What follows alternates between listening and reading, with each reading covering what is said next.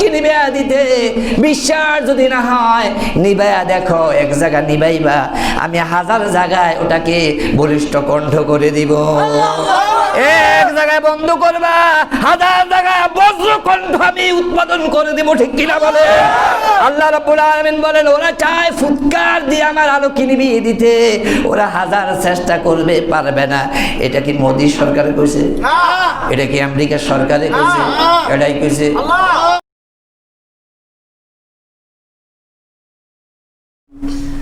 নয় জামাদিউল উলা 1442 হিজরি, 10ই পৌষ 1427 বঙ্গাব্দ এবং 25শে ডিসেম্বর 2020 খ্রিস্টাব্দ। সপ্তাহান্তে দূরেও কাছ থেকে আগত আমার প্রাণপ্রিয় প্রিয়জন, শ্রদ্ধেয় মুসল্লিয়ান ইকরাম, আসসালামু আলাইকুম ওয়া রাহমাতুল্লাহি তাআলা ওয়া বারাকাতুহু।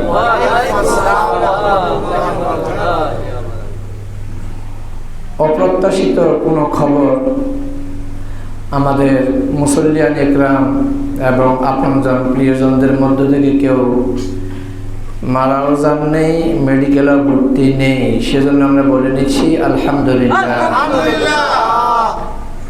সাথে সাথে দরবারে গাড়ি ইলাহিতে এই কামনা, আগামী কোরআন নাজিলের মাস মাহে রমজান পর্যন্ত আমাদের প্রত্যেকের হায়াতকে তুমি দীর্ঘায়ু করে দাও বলি আমিন।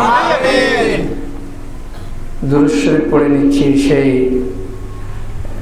নেতার অনুসরণে, যিনি বিশ্ববরণ্য, যার আদর্শ গ্রহণীয়, সর্বকালের সর্বশ্রেষ্ঠ মহামানব, বীর বিক্রম, বিপ্লবী সৈনিক, জিন ও মানুষের নেতা, ইহকালীন এবং পরকালীন নেতা, যিনি সাকিয়ে কাউসার, জনাব মুহাম্মদ রাসূলুল্লাহ সাল্লাল্লাহু আলাইহি ওয়াসাল্লাম। প্রিয়জন, আমরা গেল সপ্তাহে একজন শ্রেষ্ঠ পয়গম্বর হযরতে মূসা কালিমুল্লাহ আলাইহিস সালাতু ওয়াস সালামের জীবন থেকে আংশিক আমরা কোরআন দিয়ে জেনেছিলাম। আজকেও তার জীবনী থেকে কোরআনের আয়াতের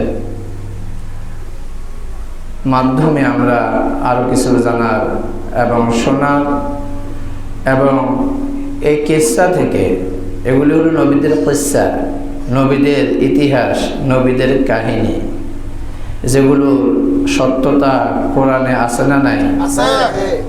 এগুলো কোনো আন্দাজে কারো বানানো কোনো কিসসা বা কাহিনী নয়। সূরা ইউসুফে আল্লাহ পাক বলেছেন, আউযু বিল্লাহি মিনাশ শাইতানির রাজীম, নাহনু নাকুসসু আলাইকা আহসানাল কাসাস। নবী হে, আমার হাবিব, কোরআনে তোমার নিকট আমি অত্যন্ত চমকপ্রদ, আকর্ষণীয়, বাস্তব, মহাবাস্তব, সত্য কিছু ইতিহাস আমি কোরআনে তোমার জন্য তুলে ধরেছি। অতএব ইতিহাস যদি শুনতে হয়, সেটাও কোত্থেকে শুনতে হবে? কোরআন থেকে। কারণ এগুলোর বাস্তবতা 100% পিউরিটি এবং সিউরিটি আছে কি নাই? সেজন্যে ইতিহাস বলেন আর কিসসা বলেন আর কাহিনী বলেন, সেটাও আমরা কোরআন দিয়েই আমরা শুনবো এবং শোনাবো বলে ইনশাআল্লাহ। প্রিয় ভাইয়েরা আমার, পৃথিবীর সূচনা লগ্ন থেকেই একটি পক্ষ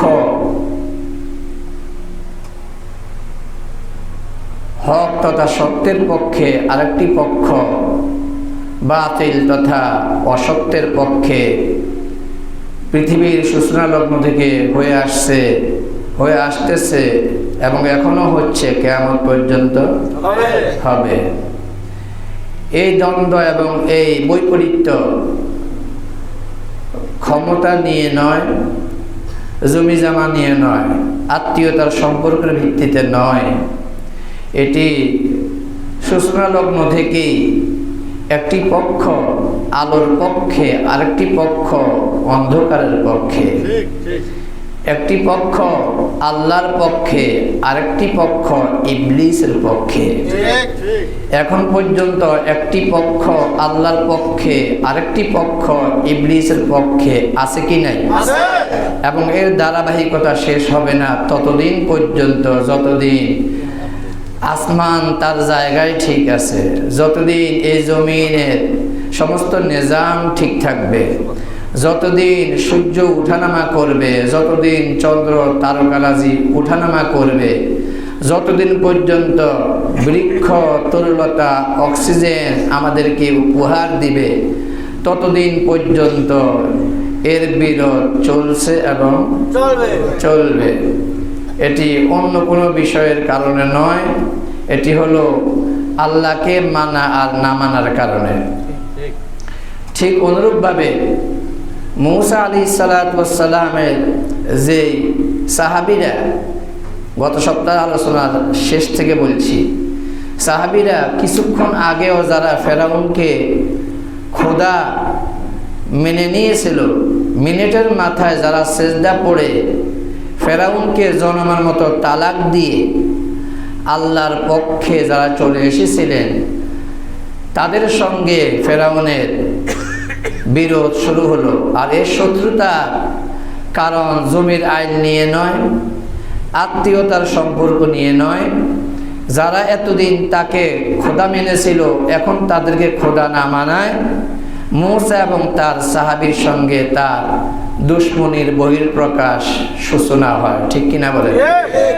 তাই মূসা আলাইহিসসালাতু ওয়াসসালামের সাহাবীরা বলেছিলেন যে, কোরআনের ভাষায় সূরা আরাফে 115 থেকে 27 নম্বর আয়াত, সাহাবীরা বলেছিলেন, আউযু বিল্লাহি মিনাশ শাইতানির রাজীম, ওয়ামা তানকিমু মিন্না ইল্লা আন আমান্না বিআয়াতি রাব্বিনা লাম্মা জাআতনা রাব্বানা আফরিগ আলাইনা সাবরান ওয়া তাওয়াফানা মুসলিমিন। আল্লাহু আকবার। মূসা আলাইহিসসালাতু ওয়াসসালামের সাহাবীরা বললেন, হে ফেরাউন, আল্লাহদ্রোহী, স্রষ্টাদ্রোহী, রবদ্রোহী, এতদিন তুমি আমাদেরকে ভালোবাসতা, এখন তুমি এবং তোমার সহচররা আমাদেরকে ভালো না বাসার একটাই কারণ, আমরা পড়ে নিছি লা ইলাহা ইল্লাল্লাহু মূসা কালিমুল্লাহ। তার মানে হলো নাই, আয় আল্লাহ তাআলা, মূসার প্রতি তুমি যে তাওরাতের আয়াত নাজিল করেছো, ওই আয়াত কি এতদিন মানি নাই, তাই তুমি আমাদের বন্ধু ছিলা, আমরাও তোমার বন্ধু ছিলাম। যখনই মূসাকে তাওরাত দিয়ে আয়াত দিলাম, ওই আয়াতকে যখন আমরা স্বীকার করে নিলাম, আমরা পরাস্ত হয়ে গেলাম, আমরা হেরে গেলাম। হেরে যাওয়ার পরেই আমরা বুঝতে পারলাম এগুলি কোনোটাই কিছু নয়, রব একজন আছেন। যদি না থাকেন, বানানো সাপ, আমরা জাদু দিয়ে বানানো সাপ প্রদর্শন করলাম, আর মূসা লাঠি দিল, লাঠি দেওয়ার সাথে সাথে আজব সাপ হয়ে গেল বিশাল। লাঠি নামক সাপটা আমাদের সব জাদু সাপকে খেয়ে ফেললো। আমরা বুঝতে পেরেছি এটা এমনি হয়নি, মূসার লাঠির ক্ষমতা নয়, মূসার লাঠির সঙ্গে স্রষ্টার ক্ষমতা যোগ হয়েছে। সেই জন্য আমরা এখন আর তোমার পক্ষে নাই। আমরা ফেরাউন তোমাকে ছেড়ে দিলাম, তোমার সহচরদেরকে ছেড়ে দিলাম, তোমার মন্ত্রীদেরকে, তোমার আমলাদেরকে ছেড়ে দিলাম। তোমার আমলা, তোমার মন্ত্রিত্ব, তোমার মন্ত্রণালয় কিছুই করতে পারে না, কারণ এই মন্ত্রণালয়ের উপর মন্ত্রণালয় আছে, যে মন্ত্রণালয় সরাসরি আল্লাহ পাক দেখাশোনা করেন। সেই জন্য আমরা তোমার পক্ষে নাই। আল্লাহ রাব্বুল আলামিন লাম্মা জাআতনা, আমাদের কাছে তাওরাতের মাধ্যমে যা প্রেরণ করেছেন, আমরা এই মুহূর্তে সেটাকে বিশ্বাস করে মূসার উপর ঈমান এনে, মূসার আল্লাহর উপর, আমাদের রবের উপর ঈমান এনে আমরা তোমাদেরকে ছেড়ে দিলাম, তোমাদের সাথে আর নাই। এই কথা শোনা মাত্রই অত্যাচার কমলো না বাড়লো, জুলুম বেড়ে গেল। এমত অবস্থায় মুসা আলাইহিস সালাতু ওয়াস সালামের সাহাবীরা বললেন রব্বানা আফরিগ আলাইনা সাবরা, ও আল্লাহ আমাদের জন্য তুমি ধৈর্যের দরজাকে আমাদের জন্য খুলে দাও। সুবহানাল্লাহ। কেবল তো অত্যাচার শুরু হলো, এতদিন পর্যন্ত অত্যাচার ছিল না। যখনই তাকে খোদা হিসাবে মানতে নারাজ, অস্বীকার করলো, অমনি অত্যাচার শুরু হয়ে গেল। অত্যাচার আসলে ধৈর্য দরকার আছে না নাই? অত্যাচার আসছে, আসতেছে, কিয়ামত পর্যন্ত আসবে, ধৈর্য ধরতে হবে, ঠিক কিনা বলেন? এই ধৈর্যের সবক হযরত ইব্রাহিম আলাইহিস সালাতু ওয়াস সালাম আমাদেরকে দেখিয়েছেন। এই ধৈর্যের সবক মুসা এবং তার সাহাবীরা দেখিয়েছেন। মুসার সাহাবীরা বললেন রব্বানা আফরিগ আলাইনা সাবরা, আয় আল্লাহ তাআলা আমাদের জন্য তুমি দয়া করে ধৈর্যের দরওয়াজা আমাদের জন্য উন্মুক্ত করে দাও, আমাদেরকে ধৈর্যের পাহাড় বানিয়ে দাও। আর বলল ওয়াতাওয়াফানা মুসলিমিন, আর আমাদেরকে মুসলমান হওয়ার তৌফিক এনায়েত করে দাও। মুসলমানিত্ব নিয়ে টিকে থাকতে পারি, মুসলমানি নিয়ে বেঁচে থাকতে পারি, সেই তৌফিক ওয়াতাওয়াফানা মুসলিমিন, মুসলিম অবস্থায় আমাদেরকে বিদায় হওয়ার জন্য কবুল করে নাও। প্রশ্ন হলো, মুসলমান তো আমরা, মুসার সাহাবীরা মুসলমান হওয়ার দোয়া কেন করল? প্রশ্ন কি বোঝা গেছে? বুঝতে পেরেছেন? প্রশ্ন করতে পারেন, মুসলমান তো আমরা, আল্লাহ আমাদেরকে মুসলমানের কথা বলেছেন, ওয়ালা তামুতুন্না ইল্লা ওয়া আনতুম মুসলিমুন, আমার হাবিবের উম্মতেরা মুসলমান না হয়ে মরো না। অথচ মুসার সাহাবীরা বলতেছেন আল্লাহ মুসলমানিত্ব দিয়ে আমাদেরকে মওত দিও। তারা আবার মুসলমান কোত্থেকে হলো? প্রশ্ন। আমি আবার পাল্টা প্রশ্ন করি, মুসা আলাইহিস সালাতু ওয়াস সালাম আগে আসছেন না ইব্রাহিম নবী আগে আসছেন? ইব্রাহিম নবী আগে আসছেন, ঠিক কিনা বলেন? ইব্রাহিম আলাইহিস সালাতু ওয়াস সালাম যদি আগে এসে থাকেন, ইব্রাহিম নিজেও মুসলমান ছিলেন, আমাদেরকেও মুসলমান নামকরণ করে গেছেন। সুবহানাল্লাহ। আমরা ইব্রাহিম নবীকে দেখছি নাকি? দেখি নাই। ইব্রাহিম আলাইহিস সালাতু ওয়াস সালামের এক সন্তান হলেন ইসমাঈল, একটু ইতিহাস থেকে আসি। আরেক সন্তান হলো ইসহাক। ইসমাইল দিয়ে মুহাম্মাদের বংশধর, ইসহাক দিয়ে বনি ইসরাইলের বংশধর। ক্লিয়ার হয়েছে? ইব্রাহিম আলাইহিস সালাতু ওয়াস সালামের এক সন্তান ইসমাঈল, তাকে দিয়ে মুহাম্মদ, এবং আমরা ইব্রাহিম আলাইহিস সালাতু ওয়াস সালামের আরেক সন্তান ইসহাক, যাকে দিয়ে বনি ইসরাইল, হাজার হাজার নবী বনি ইসরাইলে এসেছেন, তাদের মধ্যে অন্যতম একজন হযরতে মুসা আলাইহিস সালাতু ওয়াস সালাম। প্রশ্ন হলো, মুসার সাহাবীরা কেমনে বলল মুসলমানিত্ব দিয়ে মওত দিও? মুসলমানিত্ব তারা কোথায় পেল? তারা কোথায় পেয়েছে? বুঝতে পেরেছেন? হযরত ইব্রাহিম আলাইহিস সালাতু ওয়াস সালাম নিজেও মুসলমান, আমাদেরকে নামকরণ করে গেছেন, আমরাও মুসলমান। এই মেসেজ কোথায় পেয়েছি? কোরআনে। কোথায়? কোরআনে। আল্লাহ রাব্বুল আলামিন সূরা হজের 17 নম্বর পারা 20 নম্বর পৃষ্ঠায় হযরত ইব্রাহিম আলাইহিস সালাতু ওয়াস সালাম এইভাবে আমাদের নামকরণ করেছেন। হযরত ইব্রাহিম আলাইহিস সালাতু ওয়াস সালাম এইভাবে আমাদের নামকরণ করেছেন। আল্লাহ পাক সেই তত্ত্বখানা কোরআনে দিয়েছেন আমাদেরকে জানার জন্য। মিল্লাত আবিকুম ইব্রাহিম হুয়া সাম্মাকুমুল মুসলিমিন। সুবহানাল্লাহ। আল্লাহ রাব্বুল আলামিন বলেন, ইব্রাহিম আলাইহিস সালাতু ওয়াস সালাম হলেন ধর্মীয় মুসলিম, ধর্মী সারা দুনিয়ার ধর্মীয় নেতার নাম কি? হযরত ইব্রাহিম। আর ইব্রাহিম বলেছেন তোমাদের নাম হলো মুসলমান। এখান থেকে আমরা মুসলমান, এখান থেকে আমরা কি? মুসলমান। আমরা যদি মুসলমান, তাইলে মুসার সাহাবীরা কি? তারাও মুসলমান। কথা বোঝা গেছে? মুসা আলাইহিস সালাতু ওয়াস সালামের সাহাবীরা বললেন, আয় আল্লাহ তাআলা, ফেরাউন যে অত্যাচার সূচনা শুরু করেছে, আমাদের জন্য তুমি ধৈর্যের দুয়ার খুলে দাও। আর যখন মওত হবে, আমরা মুসার আমরা মুসার আনিত তাওরাতকে মেনেছি, আল্লাহ তোমাকে মেনেছি। মৌত যদি দিতে হয় আমাদেরকে মুসলমানের মৌত তুমি নসিব করে দিও। এখান থেকে আমাদেরকে দোয়া করতে হবে, রব্বানা আফরিগ আলাইনা সাবরা। বর্তমান জামানায় ঝামেলা আছে না নাই? জুলুম আছে না নাই? এই জুলুমের মোকাবেলায় মুসার সাহাবীরা যে দোয়া করেছেন, রব্বানা আফরিগ আলাইনা সাবরা, বাংলা মনে রাখবেন, অন্তত আরবি না পারলেও আল্লাহ আমাদের জন্য ধৈর্যের দুয়ার তুমি উন্মুক্ত করে দাও।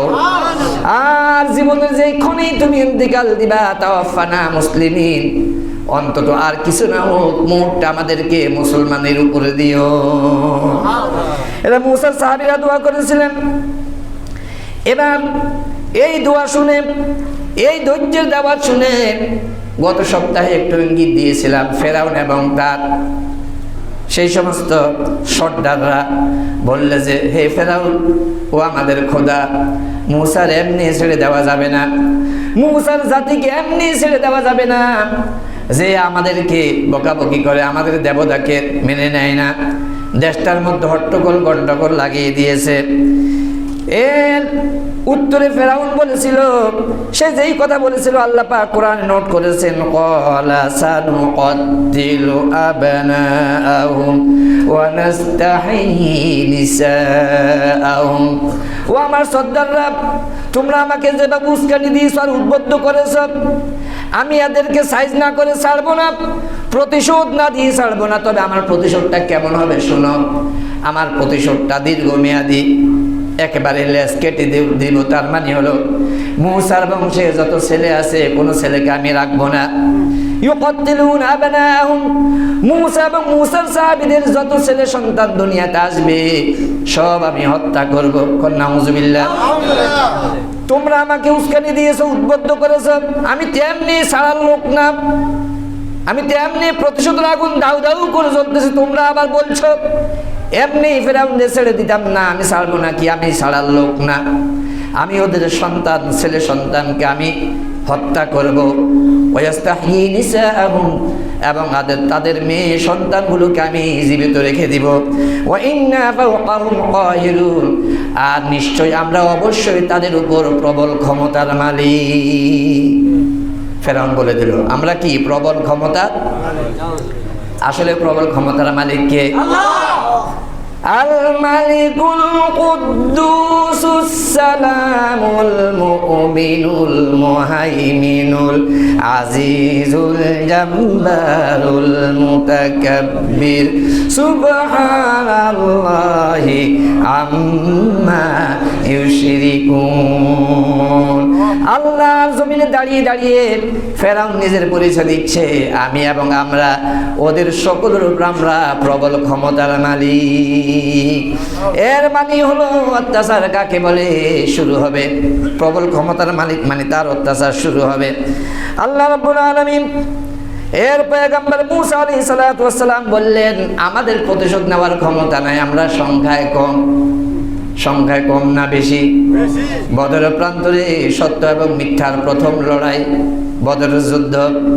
সত্য আর মিথ্যার প্রথম লড়াইয়ের নাম কি? বদরের সংগ্রাম, বদরের যুদ্ধ। বিশ্বনবীর সাহাবীরা ছিলেন মাত্র 313 জন, ওরা ছিল 1000, ঠিক কিনা বলেন?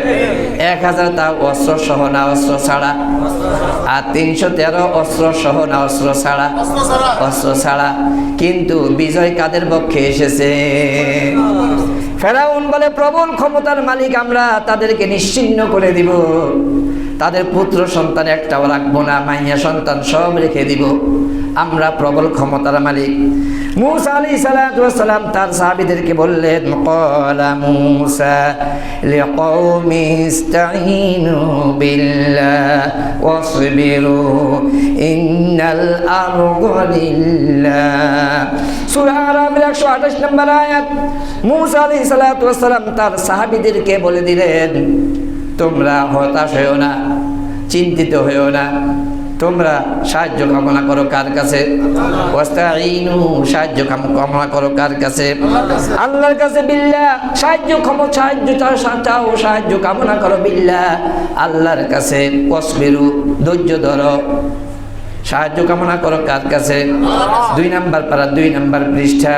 ওয়াস্তাঈনু বিস-সাবরি ওয়াস-সালাত ওয়া ইন্নাহা লাকাবীরাতুন ইল্লা আলাল খাশিঈন।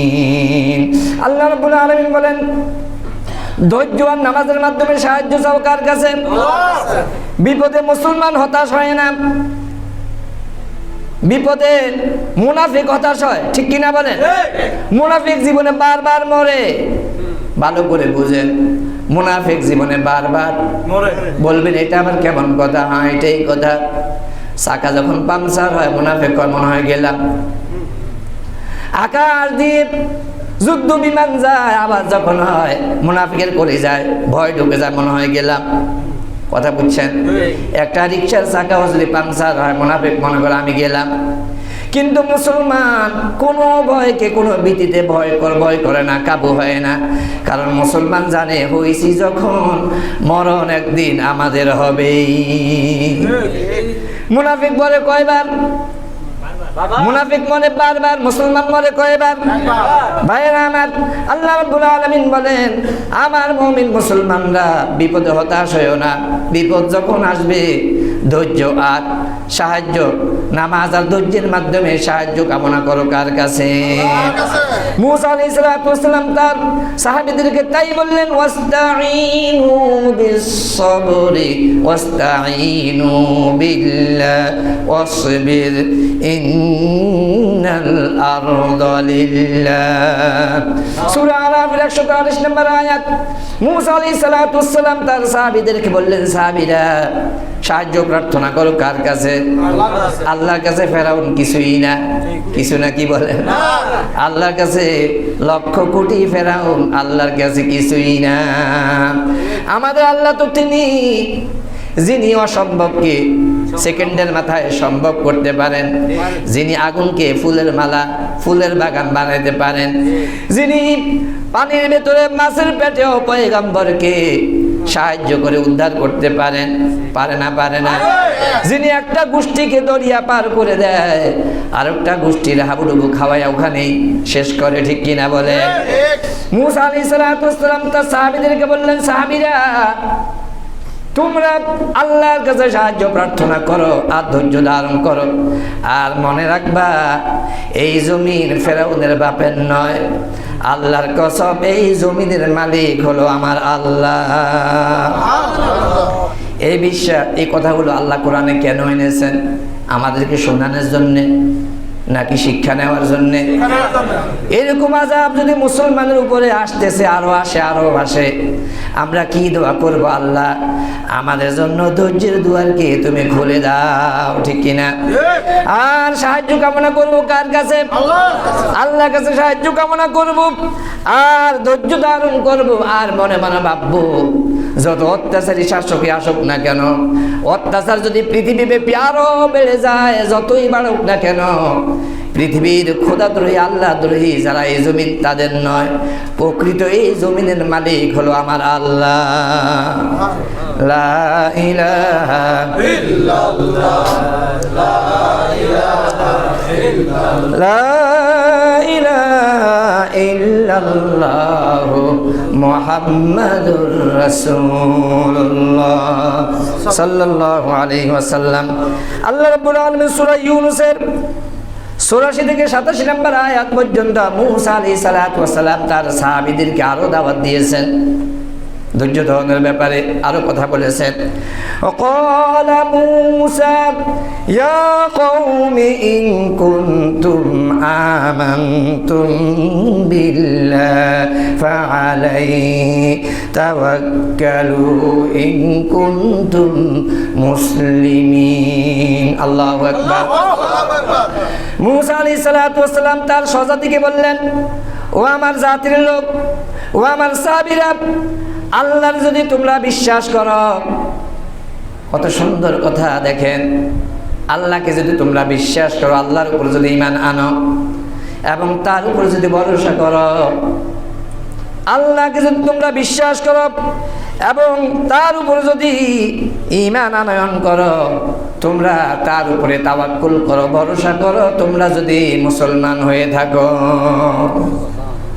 মুসলমানরা তাওয়াক্কুল করবে কার উপরে? মুসলমানরা অস্ত্রের উপরে তাওয়াক্কুল করবে না। মুসলমান তাওয়াক্কুল করবে কিসের উপরে?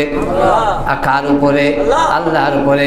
তোমরা যদি আল্লাহরে মানো, আল্লাহর উপর যদি ঈমান আনো আর ঈমান এনে থাকো, তোমাদের উচিত হলো আল্লাহর উপর ভরসা করা।